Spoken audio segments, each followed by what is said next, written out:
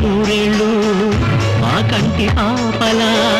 ఉండాలి వెయ్యేళ్ళు ఆ పాపకు వేవిళ్ళై పసి పాపలలో గిళ్ళై ఆ పాపకు వేవిళ్ళై పసి పాపలలో గిళ్ళై ఈ తండ్రిని తాతగ చేయాలమ్మా